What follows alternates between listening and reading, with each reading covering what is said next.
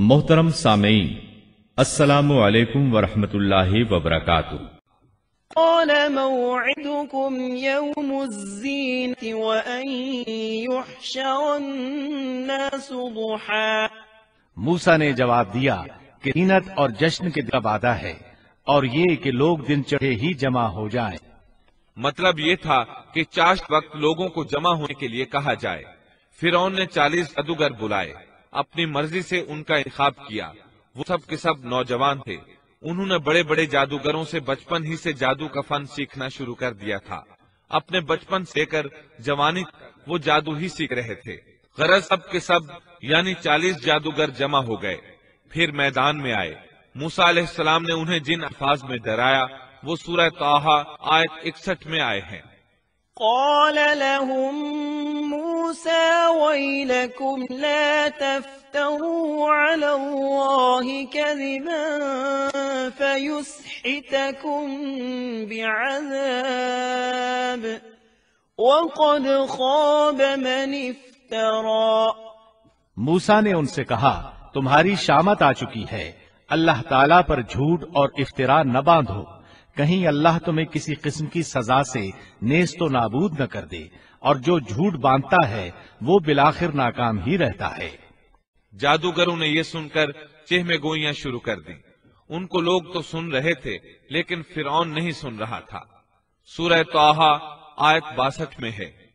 فتنازعوا أمرهم بينهم وأسروا النجوى۔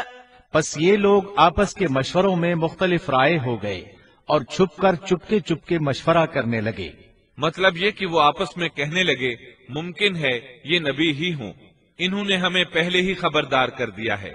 کچھ کی رائے اس کے خلاف تھی۔ پھر صلاح مشورے کے بعد یہ سب فرعون کے پاس آئے اور کہنے لگے، أَإِنَّ لَنَا لَأَجْرًا إِن كُنَّا نَحْنُ الْغَالِبِينَ۔ اگر ہم غالب آ گئے تو کیا ہمیں کوئی بڑا صلہ اور انعام بھی ملے گا؟ جواب میں فرعون نے کہا، ہاں، بلکہ اس سے بڑھ کر یہ کہ تم اس صورت میں ہمارے مقرب لوگوں میں داخل ہو جاؤ گے۔ اب ان میں لالچ پیدا ہوا، لوگوں میں اعلان کرنے لگے، قالوا إن هذان لساحران يريدان أن يخرجاكم من أرضكم بسحرهما ويذهبا بطريقتكم المثلى۔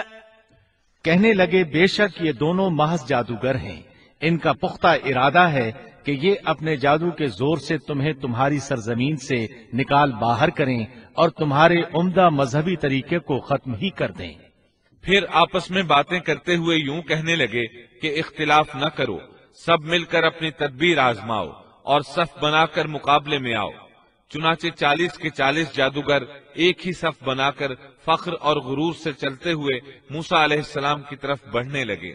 ادھر موسیٰ علیہ السلام آگے بڑھے، بس ہارون علیہ السلام آپ کے پیچھے تھے۔ لوگوں کی حالت دیکھنے کے قابل تھی۔ ان کی زبان پر یہ الفاظ تھے، وَقَدْ أَفْلَحَ الْيَوْمَ مَنِ اسْتَعْلَى۔ جو آج غالب آ گیا وہی کامیاب ہے۔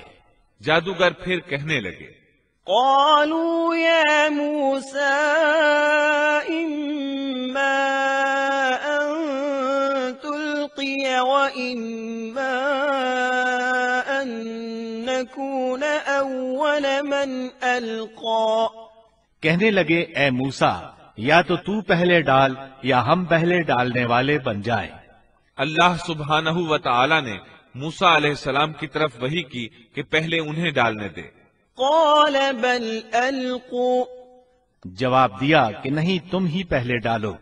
ان جادوگروں کے پاس لاٹھیاں اور رسیاں تھیں، انہوں نے وہ میدان میں ڈال دی۔ دیکھتے ہی دیکھتے وہ لکڑیاں اور رسیاں حرکت کرنے لگی، عجیب و غریب شکل و صورت میں بڑی تیزی سے ادھر ادھر آنے جانے لگیں۔ سورہ طٰہٰ آیت 66 میں اللہ تعالیٰ فرماتے ہیں، فَإِذَا حِبَالُهُمْ وَعِصِيُّهُمْ يُخَيَّلُ إِلَيْهِ مِنْ سِحْرِهِمْ أَنَّهَا تَسْعَى۔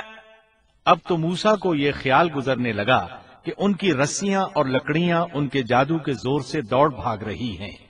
سورۃ الاعراف آیت 116 میں اس واقعے کو اللہ تعالی نے یوں بیان کیا ہے، فَلَمَّا أَلْقَوْا سَحَرُوا أَعْيُنَ النَّاسِ وَاسْتَرْهَبُوهُمْ وَجَاءُوا بِسِحْرٍ عَظِيمٍ۔